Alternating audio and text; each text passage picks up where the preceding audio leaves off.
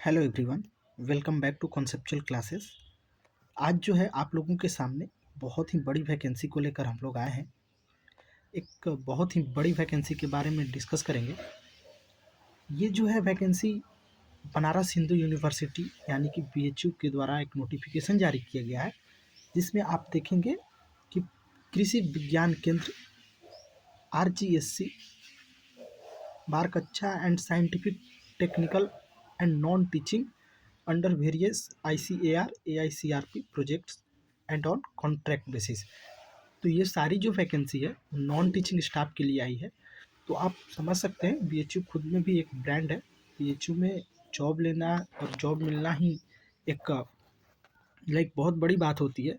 तो आपके पास एक बहुत ही बड़ी अपॉर्चुनिटी है। आप जो है अप्लाई करके लाइक सारी प्रोसेस फर्दर वीडियो में हम लोग डिस्कस करेंगे। आप जो है अप्लाई कर सकते हैं। इसमें एक्सपीरियंस वालों के लिए भी वैकेंसी है और फ्रेशर्स के लिए भी वैकेंसी है, यानी कि जिसको कोई एक्सपीरियंस नहीं है। तो चलिए हम लोग वन बाय वन करके सारी चीज़ों को डिस्कस करते हैं और देखते हैं कि आप जो है इसमें से कौन सी वैकेंसी अप्लाई कर सकते हैं, और उसी के अकॉर्डिंग आप लोग जाकर ऑफिशियल वेबसाइट पे अप्लाई कीजिए। ठीक है। तो देखिए जो बीएचयू है, बीएचयू वाराणसी इनवाइट किया है ऑनलाइन एप्लीकेशन थ्रू समर्थ/CU चयन पोर्टल। ये आपको पता होना चाहिए कि अप्लाई कहाँ से करना है। तो समर्थ पोर्टल या फिर CU चयन पोर्टल के थ्रू आप अप्लाई कर सकते हैं for the following temporary post. ध्यान रखना है, temporary post to be filled on contract basis for a maximum period of 5 year. तो कुछ पोस्ट इसमें टेम्पररी भी है, आगे हम लोग देखेंगे कुछ परमानेंट पोस्ट भी है। तो अभी जो है देखिए 5 पीरियड के लिए 5 साल के लिए मैक्सिमम आपको कॉन्ट्रैक्ट बेसिस पे आपसे आवेदन लिया जा रहा है, और डिप्यूटेशन बेसिस पे भी as per standard term of government of India at Krishi Vigyan केंद्र KVK। और ये जितने सारे डिपार्टमेंट हैं इनमें सारी वैकेंसी आई हुई हैं। तो हम लोग एक एक करके वैकेंसी को देख लेते हैं। तो देखिए जैसे subject matter specialist crop production से रिलेटेड आपका एक वैकेंसी है। ये लेवल 10 का जॉब है। आगे हम लोग देखेंगे कि किस तरह से लेवल वाइज जो है सैलरी ब्रेकडाउन दिया गया है, क्या सैलरी आपको मिलेगी, क्या रिक्वायरमेंट है, लाइक एलिजिबिलिटी क्राइटेरिया क्या है इस पोस्ट के लिए। ये सारी चीज़ें हम लोग लेवल के अकॉर्डिंग डिस्कस करेंगे। ठीक है। अगर इसेंशियल की बात करें तो MSc होना चाहिए एग्रीकल्चर, MSc एग्रोनॉमी में, या फिर उससे उसके इक्विवेलेंट कोई क्वालिफिकेशन होना चाहिए आपका, जो कि एनेक्चर 1 में मेंशन है, जो कि नीचे में दिया हुआ है, आप जाकर देख सकते हैं। वर्क एक्सपीरियंस आपको 2 to 3 ईयर चाहिए इसके लिए, और कंप्यूटर का नॉलेज भी होना चाहिए। ऐसा नहीं है कि कोई आपसे सर्टिफिकेट मांगा जा रहा है, जस्ट आपको बेसिक आइडिया होना चाहिए कि कंप्यूटर को कैसे जो है हम लोग चलाते हैं, या फिर क्या बेसिक जो भी एक एम्प्लॉय को पता होना चाहिए उसके अकॉर्डिंग। ये जो है आपका आधा घंटा का काम है। आप यूट्यूब से जाकर, या फिर अलग अलग ट्यूटोरियल है बहुत सारा यूट्यूब पे, तो आप जाकर इसको कर सकते हैं। ठीक है। अब देखिए सेकंड जो है इसी तरह हॉर्टिकल्चर में है, सब्जेक्ट मैटर स्पेशलिस्ट, वो भी लेवल 10 का जॉब है। फिर सब्जेक्ट मैटर स्पेशलिस्ट आप देखेंगे life stock production and management में। ठीक है। आप लोग इस साइड से देख सकते हैं कि क्या क्या रिक्वायरमेंट है, इसेंशियल क्वालिफिकेशन क्या चाहिए। सब्जेक्ट मैटर प्लांट प्रोटेक्शन में, ये सारे जो है लेवल 10 का जॉब है। आपको ताज्जुब होगा इसका सैलरी देखकर जब हम लोग लास्ट में सैलरी डिस्कशन करेंगे। तो वीडियो को अंत तक देखिएगा, आपको पूरी डिटेल इसमें दिया जा रहा है। तो पहले हम लोग पोस्ट डिस्कस कर रहे हैं और उसका एक्सपीरियंस देख रहे हैं। ठीक है। तो ये जितने भी सब्जेक्ट मैटर के पोस्ट हैं आप उसमें देखेंगे कि एक तो कंप्यूटर का नॉलेज चाहिए, और दूसरा 2 to 3 year of working experience चाहिए। ठीक है। तो ये जो है पोस्ट सब्जेक्ट मैटर स्पेशलिस्ट, ये बहुत बड़ा पोस्ट होता है, इस वजह से इसमें एक्सपीरियंस का रिक्वायरमेंट है, और आपको जो है प्रायर नॉलेज होना चाहिए उस फील्ड से रिलेटेड। ठीक है। उसी तरह आप देखेंगे एग्रीकल्चरल इंजीनियरिंग में है, लेवल 10 का जॉब है, सेम वही रिक्वायरमेंट। उसके बाद soil scientific and agricultural chemistry. अब देखिए असिस्टेंट का पोस्ट, ये जो है लेवल 6 का पोस्ट है, जिसमें आपको बैचलर डिग्री होना चाहिए किसी भी रिकॉग्नाइज्ड यूनिवर्सिटी से, और आपका जो है एक्सपीरियंस होना चाहिए ऑफिस मैनेजमेंट एंड अकाउंटेंसी में। उसके बाद कॉम्पिटेंसी इन कंप्यूटर नॉलेज या कंप्यूटर एप्लीकेशन। उसके बाद देखिए फार्म मैनेजर की बात कर लें तो फार्म मैनेजर का एक पोस्ट है, उसमें लेवल 6 का जॉब है। वहीं बैचलर डिग्री होना चाहिए एग्रीकल्चरल और इक्विवेलेंट क्वालिफिकेशन जो कि किसी रिकॉग्नाइज्ड यूनिवर्सिटी से लिए हों, ठीक है। उसके बाद आप देखेंगे प्रोग्राम असिस्टेंट लैब टेक्नीशियन का है। ये जो है due to leave vacancy for 3 year 14 July 2027 तक। तो इसमें आप देखेंगे एक वैकेंसी है, लेवल 6 का है। सेम इसमें भी रिक्वायरमेंट है, लेकिन इसमें वर्क एक्सपीरियंस आपको चाहिए और कंप्यूटर एप्लीकेशन से रिलेटेड आपको नॉलेज होना चाहिए। स्टेनोग्राफर का पोस्ट है, ठीक है। ये भी आप देख सकते हैं 2027 तक है। और ये जो है आप देखेंगे कि लेवल 4 का जॉब है। इसेंशियल क्या है, आप 12th पास होना चाहिए और प्रोफेशनल इफिशियंसी चाहिए। आपको जो है इंग्लिश और हिंदी में 80 वर्ड पर मिनट आपका जो है टाइपिंग होना चाहिए, ठीक है। तो ये सारी चीज़ें आप देख सकते हैं। अब देखिए scientific technical and non teaching under various ICAR AICRP projects. तो इसमें आप देखेंगे कि जूनियर ब्रीडर का एक पोस्ट है जिसमें AL10 का ये पोस्ट है। MSc चाहिए जेनेटिक एंड प्लांट ब्रीडिंग में और PhD रहेगा। अगर आप PhD किए हुए रहेंगे तो आपको प्रीफर किया जाएगा, ठीक है। उसी तरह जूनियर एग्रोनोमिस्ट है, जूनियर पैथोलॉजिस्ट है। तो ये 3 वैकेंसी जो है आपको ICAR AICRP प्रोजेक्ट के तहत है। ये तीनों वैकेंसी आप देखेंगे AL10 लेवल का है, ठीक है। और रिक्वायरमेंट जो है अगर आप PhD किए हुए हैं तो आपको जो है प्रेफरेंस दिया जाएगा, आपकी होने की संभावनाएं ज़्यादा है, ठीक है। उसके बाद देखते हैं कि AICRP on wheat and barley, ठीक है। इसमें आप देखेंगे junior scientist agronomy, junior scientist plant breeding, ये भी AL10 का जॉब है। इसमें भी PhD जो है आपका रिलेवेंट होना चाहिए, उस फील्ड में PhD किए हुए होना चाहिए, ठीक है। उसी तरह आप देखेंगे मेज ब्रीडर का है, सीनियर मेज ब्रीडर। ये देखिए AL13 का पोस्ट है, देख सकते हैं आप। PhD चाहिए जेनेटिक्स एंड प्लांट ब्रीडिंग में और जेनेटिक्स प्लांट ब्रीडिंग और इक्विवेलेंट हो, लेकिन आपका एक्सपीरियंस मिनिमम 8 ईयर का होना चाहिए, ठीक है। आगे अगर देखते हैं तो आप देखेंगे जूनियर एग्रोनॉमिस्ट, इसमें भी आप AL10 का जॉब है। ये देखिए अभी हम लोग सारा जॉब जो है एक्सपीरियंस वालों को का डिस्कस कर रहे हैं। नीचे जो है लास्ट में इसके बाद हम लोग फ्रेशर्स के लिए जो जॉब है, यानी कि जिनका कोई एक्सपीरियंस नहीं है, उनके लिए भी बहुत बड़ी वैकेंसी है इसमें। आप अंत तक बने रहें, ये वीडियो आपके काम की हो सकती है और आपका जो सपना है गवर्नमेंट जॉब का वो आप इसके थ्रू पूरा कर सकते हैं, ठीक है। सपोर्टिंग स्टाफ की बात करें तो सीनियर टेक्निकल असिस्टेंट का एक पोस्ट है, लेवल 6 का है। MSc चाहिए आपको जेनेटिक एंड प्लांट ब्रीडिंग में। उसी तरह अग्रोनॉमी में भी चाहिए, इसमें जो है 4 साल का एक्सपीरियंस मांग रहा है। इसी तरह आप जो है ये सारा पोस्ट देख लीजिएगा, AL40 का है, AL10 का है, AL13A का है। ये AL क्या होता है और L क्या होता है, ये सारी चीज़ें हम लोग नीचे डिस्कस करेंगे। लेकिन आप पहले जो है हर पोस्ट वाइज का डिटेल स्टडी कीजिएगा, क्या बेसिक एलिजिबिलिटी क्राइटेरिया है, कितना जो है साल का एक्सपीरियंस चाहिए, कंप्यूटर नॉलेज चाहिए या नहीं चाहिए, ये सारी चीज़ें एक बार पहले से देख लीजिएगा, ठीक है। उसके बाद रेपसीड मस्टर्ड की के लिए भी वैकेंसी है। वहीं AL13 आपका सीनियर साइंटिस्ट का है और साइंटिस्ट अग्रोनॉमी का है, ठीक है। तो इधर साइड में आपका दिया हुआ है PhD चाहिए आपको, और इसमें अगर देखेंगे सीनियर साइंटिस्ट के लिए 8 साल का एक्सपीरियंस चाहिए। अब देखिए सपोर्टिंग स्टाफ में देखेंगे कि technical staff plant pathology L5 का है, दोनों पोस्ट। इसमें जो है वर्क एक्सपीरियंस चाहिए 3 साल का, ठीक है। अब देखिए ये सब जो है एक्सपीरियंस वालों के लिए है, आप लोग 1 बाय 1 जाकर देख सकते हैं।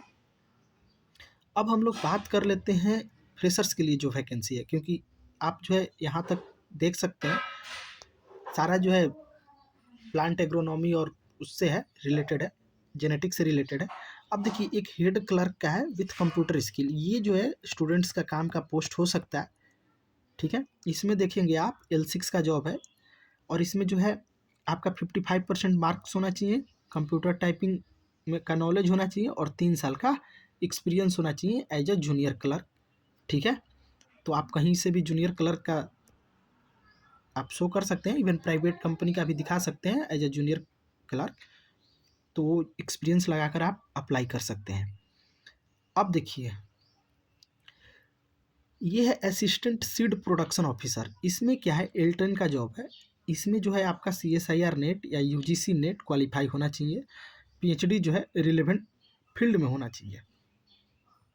ठीक है, अब देखिए, आप बात कर लेते हैं लेवल AL का। AL14 का मतलब क्या होता है?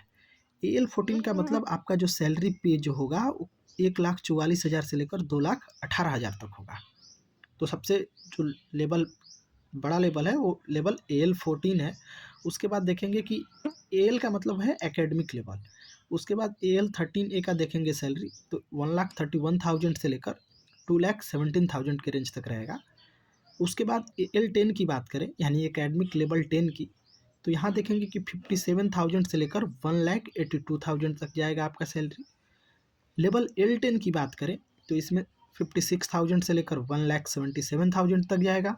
लेवल 6 की बात करें तो 35,000 से लेकर 1,12,000 तक जाएगा।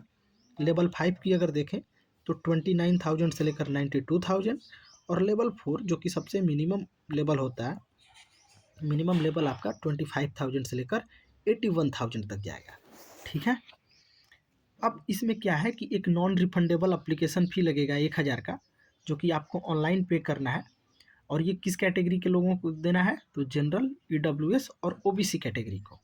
ठीक है, scientist, scientific slash technical and KVK post के लिए जो AL14 से AL10 तक का है, उसी के लिए।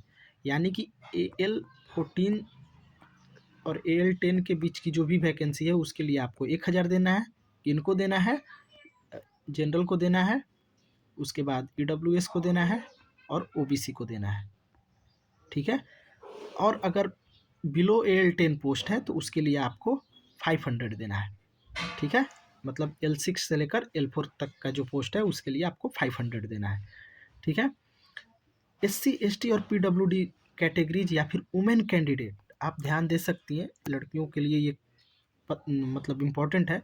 जो वुमेन कैंडिडेट है उनके लिए कोई एप्लीकेशन फ़ी लागू नहीं, मतलब नहीं लगेगा। ठीक है, और एप्लीकेशन फ़ी आपको कैसे पे करना है? इंटरनेट बैंकिंग, डेबिट कार्ड या UPI के यूज करके भी आप पे कर सकते हैं। ठीक है, अब देखिए एलिजिबिलिटी की बात करें तो लेवल 14 A और B में आप देखेंगे तो इमिनेंट स्कॉलर होना चाहिए, जिसके पास PhD डिग्री होना चाहिए कंसर्न्ड और लाइक जो डिसिप्लिन से रिलेटेड वैकेंसी आया है उस डिसिप्लिन में। ठीक है, उसके बाद कुछ पेपर भी पब्लिश किए हुए होना चाहिए, एक्टिविटी इंगेज होना चाहिए रिसर्च में, और मिनिमम जो है 10 रिसर्च पब्लिकेशन चाहिए उनके पास। UGC care listed journal and total research score उनका 120 मिनिमम होना चाहिए। मिनिमम जो है 10 ईयर ऑफ एक्सपीरियंस होना चाहिए यूनिवर्सिटी या कॉलेजेज में एज ए असिस्टेंट प्रोफेसर और एसोसिएट प्रोफेसर। ठीक है, तो ये हो गया। उसी तरह आप नीचे जाकर देख सकते हैं। हाँ, अगर B कैटेगरी की बात करें तो आउटस्टैंडिंग प्रोफेशनल होना चाहिए, PhD डिग्री होना चाहिए और रिलेवेंट नॉलेज और एक्सपीरियंस होना चाहिए। L13 की बात करें तो गुड एकेडमिक रिकॉर्ड होना चाहिए, PhD के साथ साथ कंसर्न्ड अलाइड और रिलेवेंट डिसिप्लिन में PhD डिग्री होना चाहिए। मास्टर डिग्री एटलीस्ट 55% नंबर आपका होना चाहिए। उसी तरह L10 का भी देखेंगे तो L10 में मास्टर डिग्री विथ 55%, और इसमें अगर नीचे भी जाएंगे तो PhD डिग्री भी डिजायरेबल है। Evidences of having cleared the NET conducted by ICAR, ASRB, UGC, CSIR. NET shall not be required in discipline for which NET is not conducted. जिसके लिए नेट कंडक्टेड नहीं होता है उसके लिए कोई ऐसा नहीं है कि उसी डिसिप्लिन में नेट क्वालिफाइड होना चाहिए। ठीक है, टर्म्स एंड कंडीशन क्या है? अपॉइंटमेंट जो है वो कॉन्ट्रैक्ट बेसिस पे है और मैक्सिमम पीरियड 5 ईयर का होगा। ठीक है, आप देख सकते हैं no extension beyond 5 year will be granted. तो आपको वैकेंसी फिल करने से पहले आपको सोचना होगा, क्योंकि 5 साल बाद आपकी नौकरी चली जाएगी। तो ये सारी चीज़ें ध्यान में रखते हुए आप लोगों को अप्लाई करना है। ये सारी जो है टेम्प्रोरी बेसिस पे वैकेंसी है। ठीक है, इसको परमानेंट होने की मतलब परमानेंट होने की कोई संभावना नहीं है कि आपका जो है जॉब परमानेंट हो जाएगा। ठीक है, pay and allowances will be paid as per funding agency guidelines.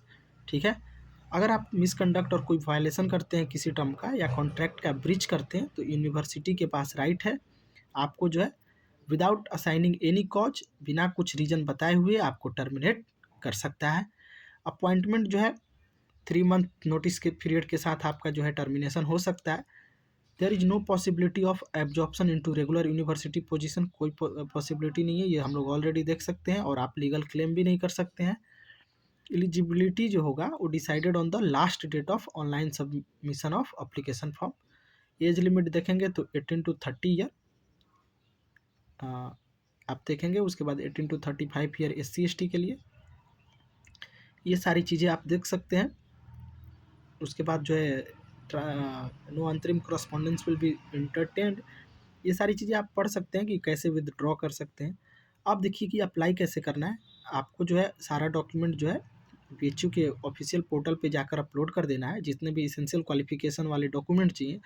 उसके बाद जो एलिजिबल कैंडिडेट है वो BHU के पोर्टल से या फिर समर्थ या CU चयन पोर्टल के थ्रू अप्लाई कर सकते हैं। लास्ट डेट जो सबमिशन का है ऑनलाइन एप्लीकेशन फॉर्म का है, और जो एप्लीकेशन फ़ी पेमेंट का वो जो है आप देख सकते हैं 6 फेब तक है, यानी कि टाइम ज़्यादा नहीं है।